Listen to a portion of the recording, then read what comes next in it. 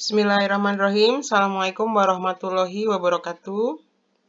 Hari ini adalah pertemuan ketiga kalian sebagai mahasiswa keperawatan anestesi untuk mengikuti kuliah psikologi kesehatan. Nah, kalau 2 kali pertemuan sebelumnya sudah dijelaskan mengenai konsep-konsep psikologi, maka pertemuan ketiga ini saya akan lanjutkan dengan konsep-konsep perilaku manusia. Sebelumnya kalian boleh membaca nama saya tertera di situ sebagai salah satu tim teaching dari mata kuliah Psikologi Kesehatan. Nama saya Rahmawati Wulansari dan kalian boleh memanggil saya Bulan. Oke, kita akan sama-sama lihat apa tujuan pembelajaran untuk pertemuan ketiga kali ini. Yang pertama adalah mahasiswa dapat menjelaskan ruang lingkup psikologi asal kata psike, logos, perilaku, organisme. Kemudian yang kedua, mahasiswa dapat menjelaskan mengenai sejarah perkembangan psikologi sebagai ilmu mandiri di Indonesia. Kemudian mahasiswa dapat menjelaskan tentang psikologi sebagai ilmu pengetahuan. Kemudian mahasiswa dapat menjelaskan tentang metode yang digunakan untuk mempelajari perilaku. Kemudian yang terakhir adalah mahasiswa dapat mengetahui letak psikologi di antara ilmu yang lain. Baik, kita akan mulai dengan pembahasan yang pertama, yaitu mengenai psikologi itu sendiri. Kalian sudah mengetahui apa yang disebut sebagai psikologi? Jadi, psikologi itu adalah ilmu yang mempelajari tentang perilaku-perilaku manusia.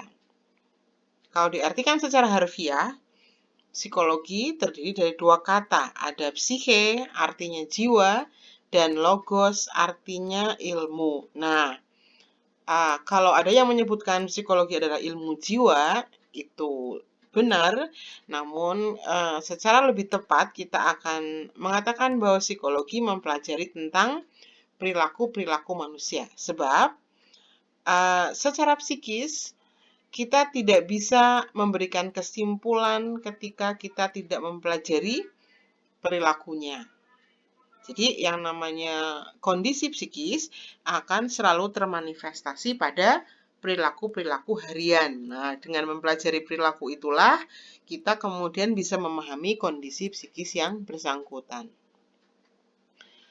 Kenapa mahasiswa psikologi kesehatan, kalian sebagai calon keperawatan anestesi mempelajari ilmu psikologi? Tentunya karena yang akan kalian hadapi nanti pada saat bekerja adalah manusia dalam hal ini adalah pasien ya. Kalian akan berinteraksi dengan mereka sebelum melakukan anestesi. Jadi pada saat pra-anestesi kalian harus melakukan pendekatan dengan tepat agar dalam proses melakukan anestesi bisa dilakukan dengan baik. Nah, kemudian pada slide bagian bawah ya, kalian bisa baca bahwa psikologi itu termasuk ilmu jiwa, namun ilmu jiwa belum tentu psikologi. Artinya, ada ilmu jiwa lain selain psikologi yang juga mempelajari kejiwaan manusia. Kalau kalian pernah mendengar tentang psikiatri, nah itu juga ilmu pengetahuan yang mempelajari tentang kejiwaan. Nah, kemudian apa bedanya psikologi dengan psikiatri? Pada ilmu psikiatri, pembahasannya sudah merupakan kondisi psikis yang mengalami gangguan atau psikopatologi. Jadi, katakanlah kita mempelajari kondisi psikis orang yang normal ya. Orang yang normal masih masuk bahasan psikologi. Jadi, orang mengalami hambatan atau kendala dalam menjalani pola kehidupan yang benar, ada masalah, mereka pasti secara normal akan mencoba mencari solusi. Ya, mungkin secara psikologis mereka mengalami kecemasan. Nah, kalau bahasa kalian mungkin galau. Duh, ada masalah, gimana nih menyelesaikannya? Nah, itu secara psikis sudah terjadi perubahan. Namun secara normal, orang akan selalu menemukan cara bagaimana dia menyelesaikan masalah yang dia hadapi. Ya. Sekarang kalau masuk bahasan materi psikologi, orang mengalami suatu masalah atau hambatan, namun tidak bisa menyelesaikan sendiri gitu. Jadi kecemasan yang dia alami telah membuat pola kehidupannya menjadi kacau.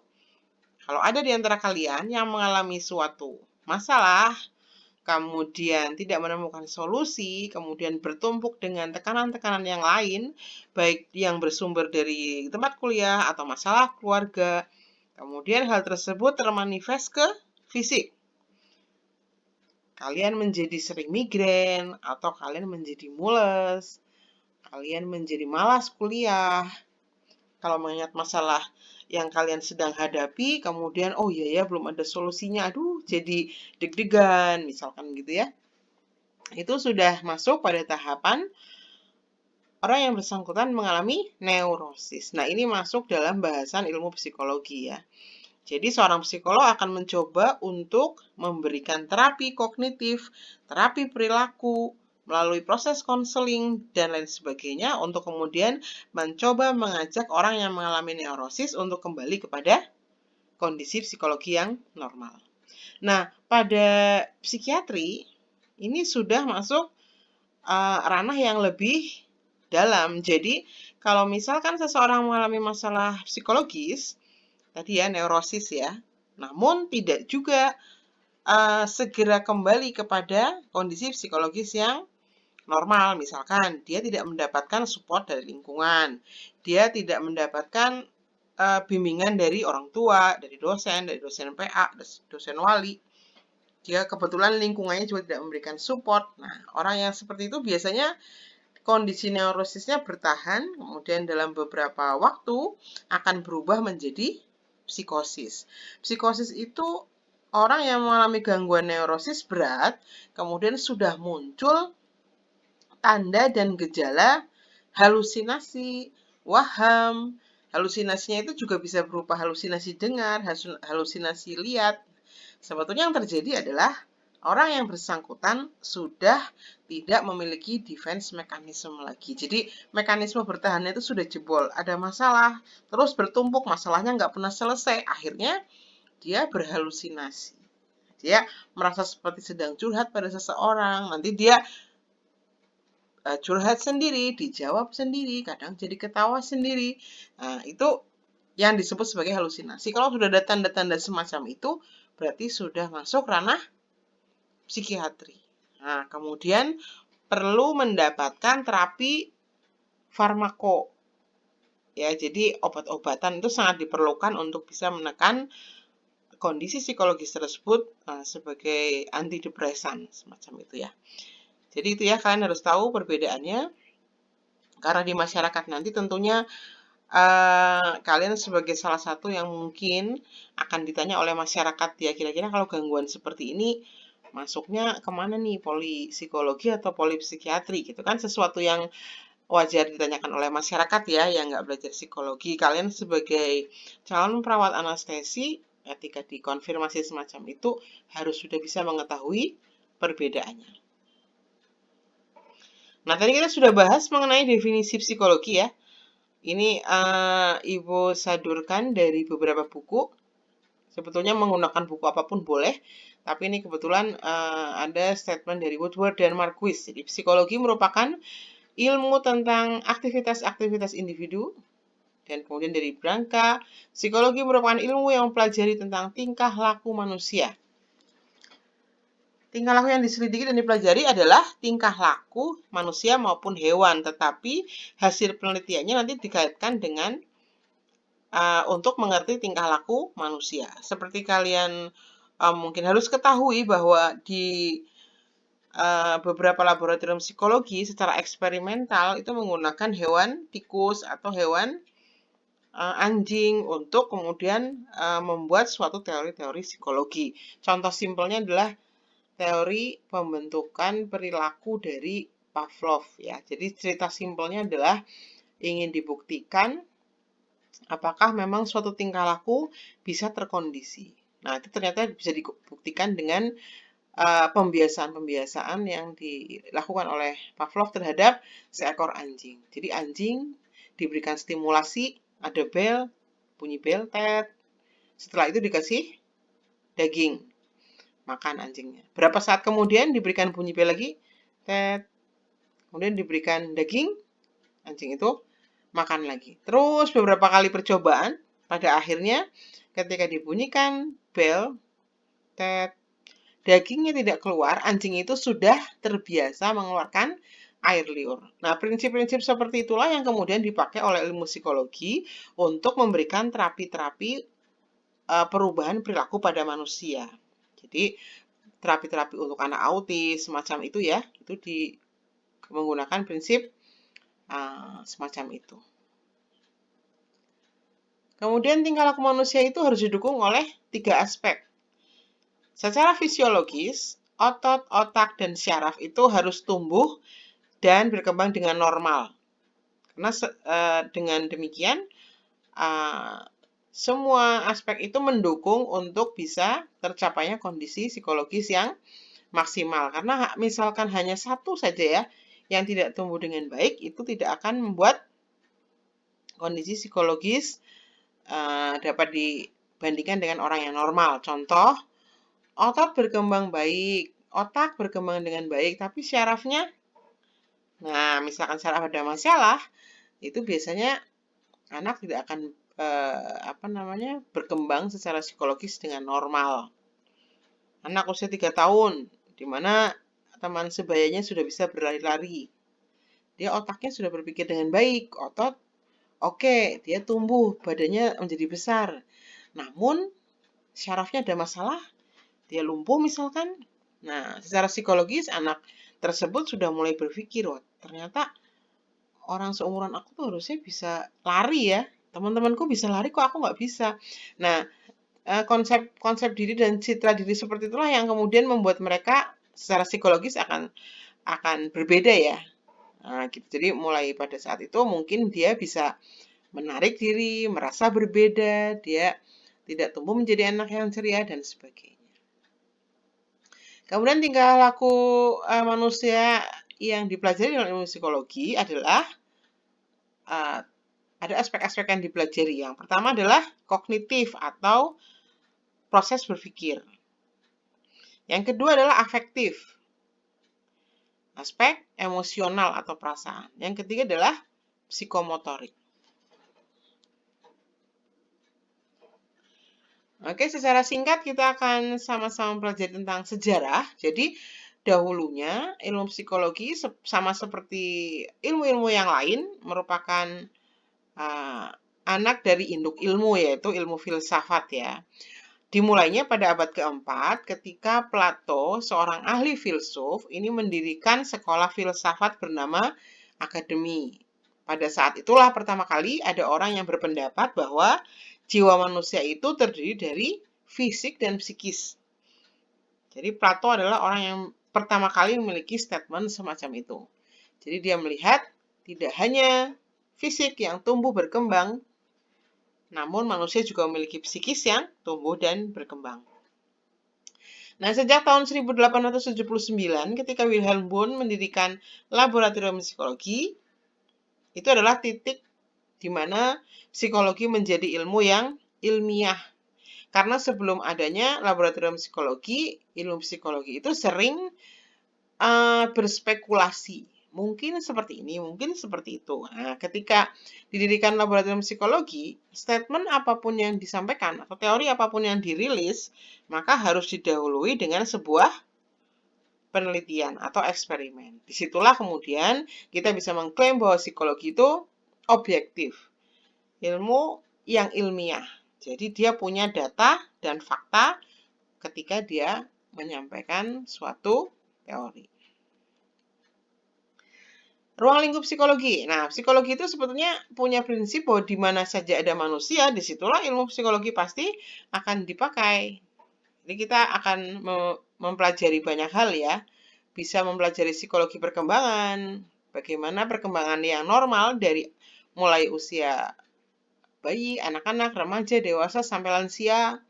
Kemudian psikologi sosial mempelajari kondisi psikologi seseorang ketika dia berada dalam satu komunitas. Psikologi manusia ketika dia sebagai individu dengan dia ketika bertemu atau bergabung dengan komunitasnya itu bisa jadi berbeda.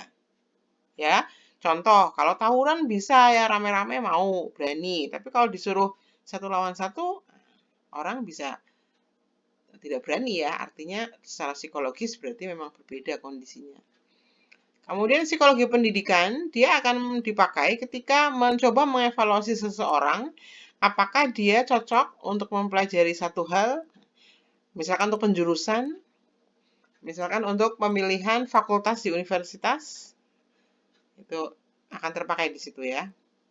Kemudian psikologi kepribadian mempelajari tentang berbagai macam tipe-tipe kepribadian. Nanti kalau kita mempelajari psikologi kepribadian, kita nantinya akan bisa melakukan evaluasi lebih dalam mengenai bagaimana kalau begitu tipikal orang-orang yang cocok untuk bekerja sama dengan yang bersangkutan. Pekerjaan yang cocok untuk tipe kepribadian demikian, misalkan seperti itu. Kemudian ada psikopatologi. Psikopatologi adalah perkembangan psikologi yang abnormal. Jadi tadi kalau di atas sendiri itu perkembangan yang normal, kalau yang psikopatologi berarti ada gangguan dalam fase perkembangan psikologinya. Yang berikutnya adalah psikologi kriminal. Di sini akan mempelajari tentang kondisi kejiwaan seseorang, mengapa dia melakukan tindak kriminal. Ya, jadi dalam satu kasus di pengadilan misalkan gitu ya, ilmu psikologi itu akan terpakai. Orang sama-sama melakukan pembunuhan pada dua kasus. Tapi orang yang pertama membunuh karena merencanakan ya. Tapi yang lain membunuh karena terpaksa untuk membela diri, padahal dalam psikisnya dia sama sekali tidak ada niatan berbuat kriminal. Tentu saja itu akan jadi bahan pertimbangan di pengadilan bahwa oh berarti ini bisa mempengaruhi masa hukuman semacam itu. Kemudian psikologi perusahaan adalah ketika kita melakukan seleksi. Di sini prinsipnya adalah kita akan mencari right man in the right job.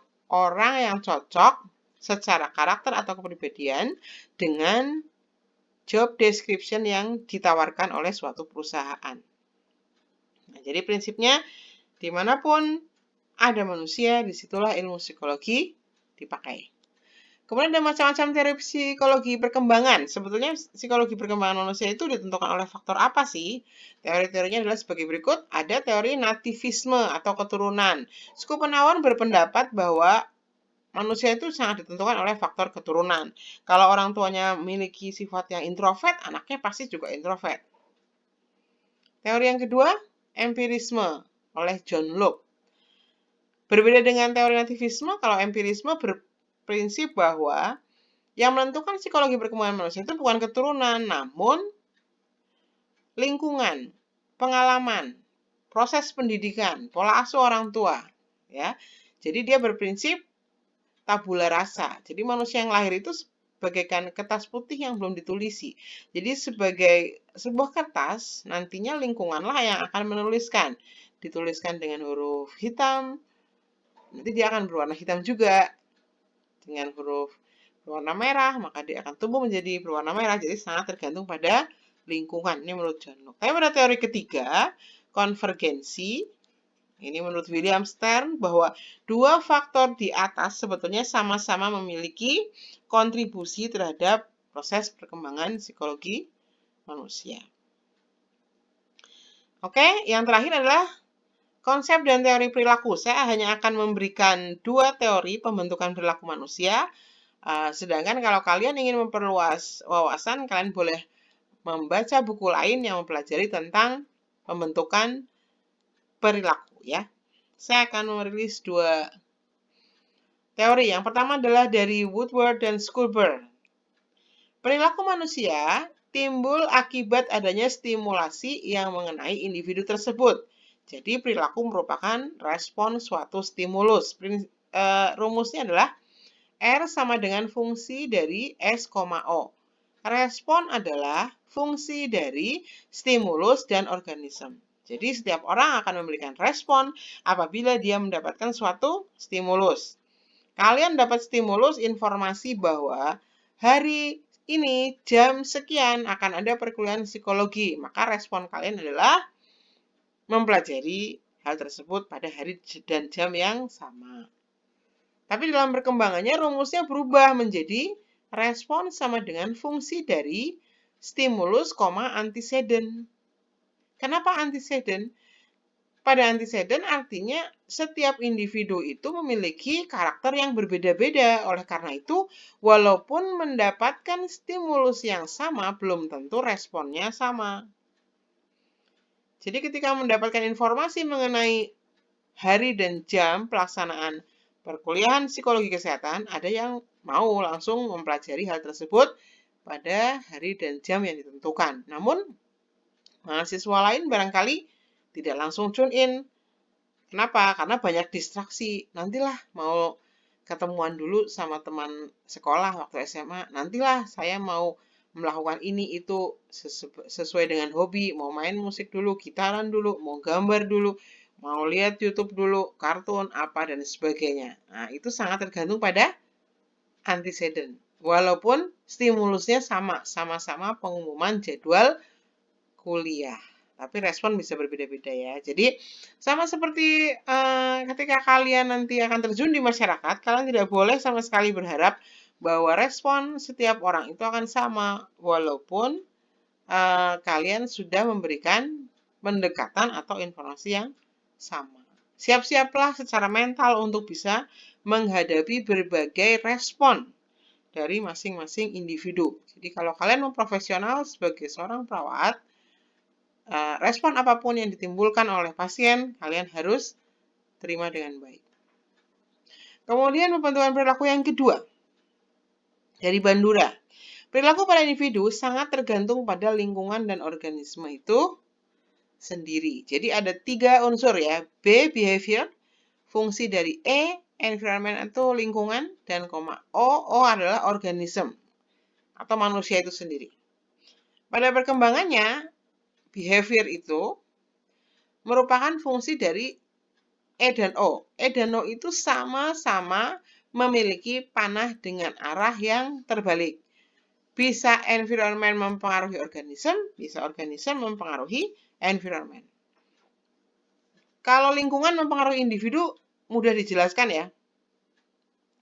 Kalau lingkungan kalian adalah lingkungan yang tidak baik, padahal kalian tadi orang yang disiplin. Kalian rajin sekali kuliah, sholat 5 waktu on time. Tapi kalau kalian tinggal di sebuah lingkungan yang tidak disiplin, datang kuliah telat nggak apa-apa, ngumpulin tugas telat nggak masalah, sholat nggak 5 waktu, lewat begitu saja ya diabaikan. Kalau kalian terlalu lama berinteraksi dengan lingkungan seperti itu, mungkin saja kalian akan terpengaruh. Lama-lama berlakulah tadi ya rumus environment mempengaruhi organisme. Nah, sekarang sebaliknya, organisme bisa nggak mempengaruhi environment? Bisa. Syaratnya organisme itu harus memiliki karakteristik yang kuat. Jadi kalau misalkan tadi ya, organisme bertemu dengan lingkungan yang buruk, kemudian lingkungan tersebut berlaku semacam itu, nggak disiplin, nggak sholat 5 waktu, dan sebagainya, tapi organisme itu memiliki karakter yang kuat. Terus dia melakukan hal tersebut dengan konsisten, nanti bukan dia yang terpengaruh buruk, tapi lingkungannya lah yang kemudian mendapatkan pengaruh baik. Oh, lama-lama teman-temannya malah jadi rajin, disiplin, kemudian sholat on time, dan sebagainya gitu. Jadi, antara E dan O itu bisa saling panah terbalik. Oke, ini adalah yang akan kita pelajari di pertemuan berikutnya. Jadi, faktor yang mempengaruhi perilaku manusia itu harus dievaluasi berdasarkan aliran-aliran dalam psikologi. Silahkan ya dibuat tugasnya sesuai dengan yang sudah saya tuliskan. Sekian untuk pertemuan yang ketiga. Selamat belajar. Mudah-mudahan apa yang disampaikan bermanfaat ya. Assalamualaikum warahmatullahi wabarakatuh.